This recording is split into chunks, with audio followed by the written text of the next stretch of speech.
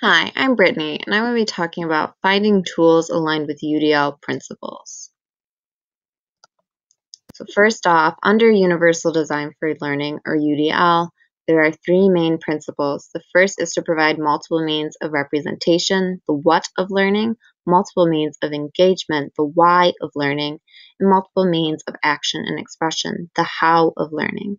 And on the UDL website, which you can find following this link, they list out all the three principles, the guidelines within each, which there's three, and then a couple different checkpoints. I'm going to be focusing specifically on providing options for language and mathematical expressions and symbols, and then promoting understanding across languages and illustrating through multiple media.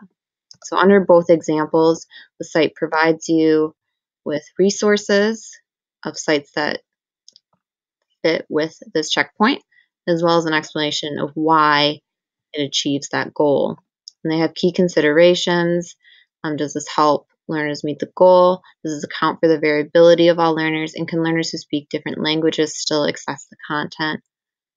And then under our second one, I'm looking at the first two are the same. And then the last one is the information only presented in one media? So again, if it's illustrate through multiple media, we want to have multiple ways that it's being shown.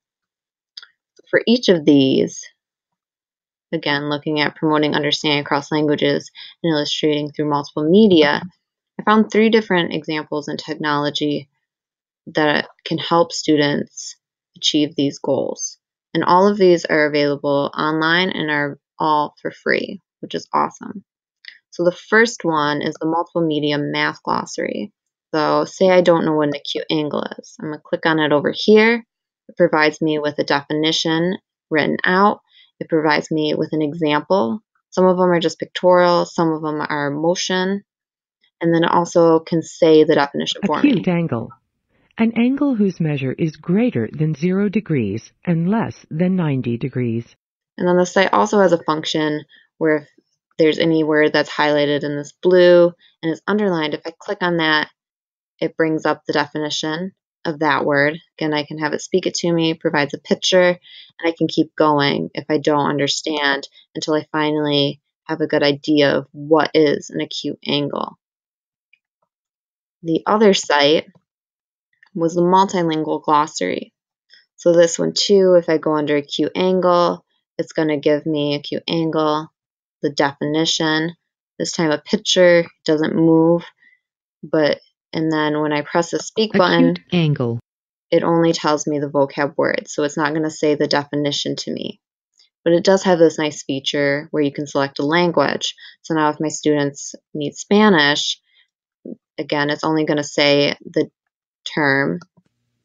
Ángulo agudo. So not the definition. And then if you do have students in a different language, it's only Spanish where that little text button, little speaker button shows up, but they'll still be provided with text. And then lastly is Hippocampus. And so Hippocampus provides a few different collections that they've gathered of different textbooks and visual video presentations of different lessons. So this one is from Developmental Math, beginning algebra, and talking about integers. So if we click it, or natural numbers, it's going to start talking to us about what integers are, 3, and so on. And if I click on the CC button, whole numbers, I can bring up closed captioning. I can pick it to be English. Another There's common also set this of option, numbers and I is the can make it set of Spanish. integers, which So now includes all the students whole who numbers need it in their plus home negative language, versions of the although the counting person isn't numbers. speaking Spanish, Notice they the can follow ellipses, along symbols made out in the of 3 language they dots. need. These And indicate it's that the also numbers going to continue present on forever. them So with counting and whole numbers examples of visuals of what this is going to look lines. like. On So the they number bring up a line, number the counting line, numbers start at and they're 1 going to show and the go on numbers too. forever So to it's the also got right. that pictorial representation. So each of these, if we go back to what we're looking for, how does this account help learners meet the goal? So with the vocab ones, it's helping them understand that vocabulary by providing them with not only the definition, but a picture to know what that actually is going to look like. How does it account for variability of all learners? If learners need it sing only in text form, if learners need it auditory, if learners need it visual, and if learners need it in their own language. That's all provided there. And then learners who speak different languages can still access the content. And all of those examples, we still have it, except for in the multimedia math one. It didn't provide it for students who speak different languages, but having the audio with the words is going to be helpful. And then if we also look here, how does this help learners meet the goal? How does this account for variability of learners, as we've discussed? And is the information only presented in one media? So all the examples shown, the 2 glossaries, and then the hippocampus, the media is presented in various forms. So you have text, auditory, video, visuals, and as well as moving pictures. And that's really going to help students to understand the concept if they're having struggles with that.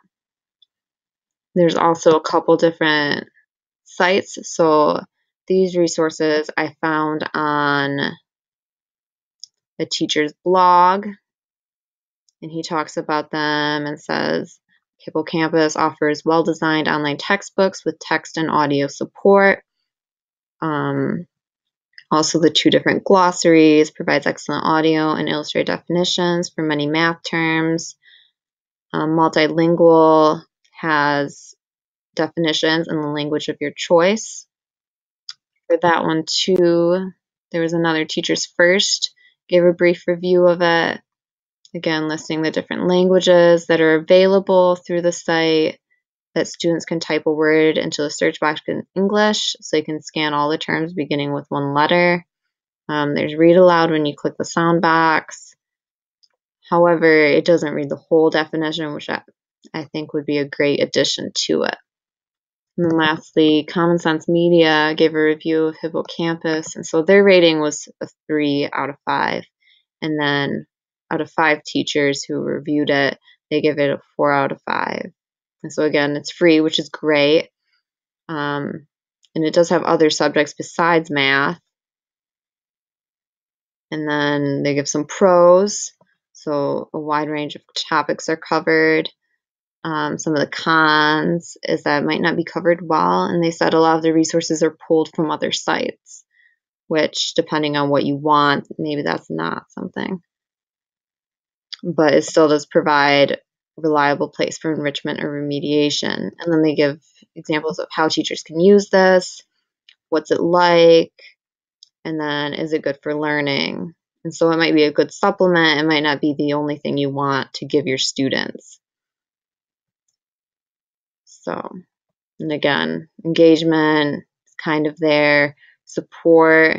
So it does have troubleshooting help and collection of its own support system. And then it's relatively direct, but it's not really interactive with students. So students can see it, but they're not really required to do anything besides watch the video. So again, those are the 3 technology tools that I looked into: multiple media math glossary, multilingual glossary, and Hippocampus. And that's it. Thanks for watching, and feel free to follow me at Bree3B or at my blog at WordPress. Thank you.